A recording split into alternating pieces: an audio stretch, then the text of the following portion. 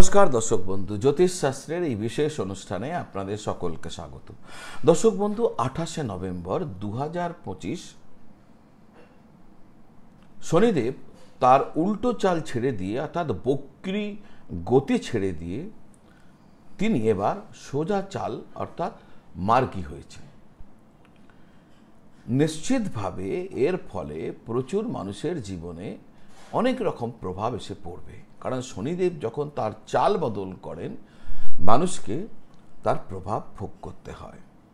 আপনারা যারা সিংহ রাশির মানুষজন আছেন, আপনাদের জন্য কি প্রভাব হতে চলেছে, কারণ এটি এই যে তার যে এখানে অবস্থান, অর্থাৎ তিনি বক্রীগতি ছেড়ে দিয়ে মার্গী হলেন, তিনি এখন 2026-এর 27 জুলাই পর্যন্ত এই অবস্থায় থাকবেন। ফলে এটা একটা অনেক বড় সময়। তো কি হতে চলেছে আপনারা যারা সিংহ রাশির মানুষ, আজকের আলোচনার বিষয় সেটা। এই নিয়ে ডিটেলসে আপনাদের সামনে আমি একটা প্রেডিকশনস রাখতে চলেছি, কিন্তু তার আগে আপনারা যারা আপনাদের জন্মপত্রিকা আমাকে দেখাতে চাইছেন, জ্যোতিষীয় যে কোনো জিজ্ঞাসা উত্তর যাবতীয় প্রশ্ন সম্পর্কে কিছু না কিছু জানতে চাইছেন, প্রতিকার কি করবেন, প্রতিবিধান কি করবেন, নানা রকম জ্যোতিষীয় প্রশ্ন আপনাদের মধ্যে আছে যার উত্তর পেতে চাইছেন, আপনারা আমাকে অনলাইন পদ্ধতির দ্বারা বা অফলাইন পদ্ধতির দ্বারা আমার সাথে যোগাযোগ করতে পারেন। এই স্ক্রিনের নিচে যে নাম্বার দেওয়া আছে 9830564500, ওই নাম্বারে ফোন করলে বা হোয়াটসঅ্যাপ করলে আমার অফিস থেকে বলে দেবে কিভাবে আপনারা আমার সাথে অনলাইনে অর্থাৎ ভিডিও কলের মারফত দ্বারা বা টেলিফোন কলের মারফত দ্বারা অফলাইনে অথবা চেম্বারে এসে কিভাবে যোগাযোগ করবেন, ডিটেলস আপনাকে জানিয়ে দেবে। আসা যাক মূল আলোচনায়। মূল আলোচনা হচ্ছে এই যে শনিদেবের যে বক্রী গতি পরিবর্তন করে তিনি যে সোজা চলতে শুরু করেছেন, ফলে যারা সিংহ রাশির মানুষজন আছেন আপনাদের কি হতে চলেছে। দেখুন, শনিদেব ষষ্ঠ ভাব এবং সপ্তম ভাবের মালিক হয়ে অষ্টম ঘরে এসে বসেছেন। শনিদেব যখন মার্গী হয়, সাধারণত যে কাজে প্রচুর বাধা আসছিল সেই কাজের বাধা অনেকটাই দূর হয়ে যায়। তো দেখা যাক আপনার ক্ষেত্রে কি হচ্ছে, আপনাদের রাশির ক্ষেত্রে কি হচ্ছে। শনিদেব অষ্টম ঘরে প্রবেশ করলে তার প্রভাব ব্যক্তির জীবনে গভীরভাবে ধীর লয়ে আস্তে আস্তে শনৈ শনৈ, এর জন্য নাম তো শনি, ধীর লয় শনৈ শনৈ। তো ধীর লয়ে আপনার জীবনে এর একটা স্থায়ী পরিবর্তন আনে। পাইলসের রোগ, স্ক্রিনের রোগ, স্নায়ুর রোগ, গ্যাস্ট্রিকের রোগ, এই সমস্ত সম্পর্কে সতর্ক থাকবেন আপনার স্বাস্থ্যের বিষয়ে।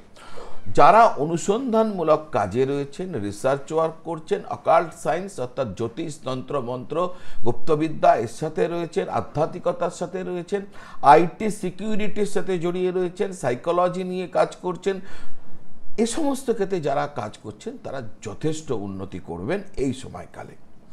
দীর্ঘদিনের কঠোর পরিশ্রম তার ফল আপনি পেতে থাকবেন এই সময়কালে।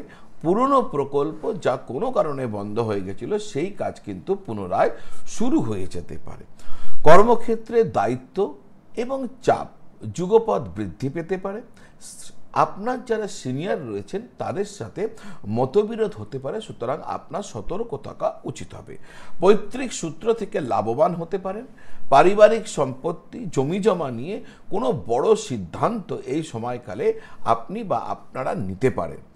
পারিবারিক কারণে বা স্বাস্থ্যের কারণে ব্যয় হবার সম্ভাবনা দেখা যায়।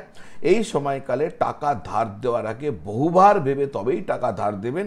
কারো কথার ওপর নির্ভর করে, অর্থাৎ কেউ আপনার হয়ে বললেন আপনি দিয়ে দিন আমি দায়িত্ব নিচ্ছি, এই রকমভাবে কারো কথার ওপর নির্ভর করে কাউকে টাকা দেবেন না। যদি দেন ওই টাকা ফেরত আসবে না।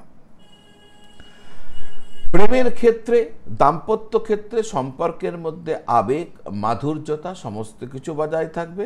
শুধু অযথা সন্দেহ থেকে নিজেকে দূরে রাখবেন। জীবন সঙ্গীর স্বাস্থ্য নিয়ে আপনার দুশ্চিন্তা ভোগ হতে পারে। সিংহ রাশির মানুষদের ক্ষেত্রে এটি হচ্ছে একটি রূপান্তরের সময়, ট্রান্সফরমেশনের সময়। স্বাস্থ্য, অর্থ, জ্ঞান সমস্ত ক্ষেত্রেই ধীরে ধীরে গভীর এক রূপান্তরের দিকে আপনি এগিয়ে যাবেন, ট্রান্সফরমেশনের দিকে এগিয়ে যাবেন। এই যে ট্রান্সফরমেশন, এটা কি ভালো হবে আপনার জন্য? তার উত্তর হবে হ্যাঁ, নিশ্চয়ই আপনার জন্য আগামীতে এই রূপান্তর যথেষ্ট ভালো ফল নিয়ে আসবে। এবার প্রশ্ন হচ্ছে যে এই যে আমি ভালো কথাগুলি সিংহ রাশির মানুষদের সম্পর্কে বলে গেলাম, সকল সিংহ রাশির মানুষদের কি এই ঘটনা ঘটবে? সবাই কি এরকম ভালো পাবেন? তার উত্তর হচ্ছে না, সবার জন্য নয়। কারণ লক্ষ লক্ষ কোটি কোটি মানুষ সিংহ রাশির রয়েছেন, সবার এক হতে পারে না। যাদের কুণ্ডলিতে শনিদেব 6 নম্বর, 8 নম্বর, 12 নম্বর ঘরে বসে রয়েছেন, শনিদেব মেষ রাশিতে বসে রয়েছেন, এটা তাদের জন্য নয়, এটা তাদের ক্ষেত্রে হবে না, তারা এই ফল পাবেন না। যদি আপনার কুণ্ডলিতে 6, 8, 12-তে শনিদেব না বসে থাকেন, যদি আপনার মেষ রাশিতে শনি না থেকে থাকেন, যদি আপনার দশা অন্তর্দশা আপনার পক্ষে থাকে, বিশেষ করে যদি শনির মহাদশা বা শনির অন্তর্দশা চলে, কারণ দশা ঠিক করে দেয় আপনার দিশাকে, কি দিশা হবে এটা দশা ঠিক করে। দশা অ্যাক্টিভ না হলে কিচ্ছু হয় না। প্রচুর মানুষের দেখবেন জ্যোতিষকে দেখানোর পর বলেছেন জ্যোতিষ মহারাজ, আরে বাবা, এটা কুণ্ডলিতে রাজযোগ রয়েছে। ওই ব্যক্তি সারা জীবনেও রাজযোগের ফল পাননি। তিনি ভাবছেন কোথায় গেল আমার রাজযোগ, কই আমি তো রাজা হলাম না, আমার তো কিছুই হলো না, যেমন ছিল তেমন। এর কারণ কি জানেন? ধরে নেওয়া যাক রাজযোগ তৈরি করেছিল চন্দ্র এবং বৃহস্পতি, এই দুটি গ্রহ রাজযোগ নির্মাণ করেছিল। তো চন্দ্রের দশায় এসেছিল যখন তার বয়স ছিল 10 বছর, 9 বছর, আর বৃহস্পতির দশায় আসবে যখন তার বয়স 85 বছর কি 80 বছর। কি হবে তখন? ফলে ওই দশাটি, ওই রাজযোগটি নিষ্ফল। দশা টাইমে আসতে হবে। তো আপনাদের যদি শনিদেবের মহাদশা বা অন্তর্দশা চলছে বা সাপোর্টিভ দশা চলছে, তাহলে নিশ্চিতভাবে এই ফলাফল আপনার জন্য। দর্শক বন্ধু, আজ এই পর্যন্ত। যদি মনে হয় এই ভিডিও গ্রহণযোগ্য, ভালো, তাহলে আপনার বন্ধু বান্ধবদের সাথে, আপনার আত্মীয়ের সাথে এই ভিডিও শেয়ার করে দেবেন। আমাকে কোনো একটা কমেন্ট করে আপনাদের প্রতিক্রিয়া আমাকে জানাবেন। আপনারা কমেন্ট করলে বা একটা লাইক অন্তত করবেন। একটা লাইক করলে এই ধরনের ভিডিওর প্রচার হয়, আর আমি মোটিভেটও হই। তো এইটুকু কাজ তো আপনারা করতেই পারেন আমার জন্য। এখনও যদি চ্যানেলটি সাবস্ক্রাইব করেননি, চ্যানেলটি সাবস্ক্রাইব করে বেল আইকন প্রেস করে দেবেন। আপনারা সকলে ভালো থাকুন আর সকলকে খুব খুব ভালো রাখুন। নমঃ শিবায়।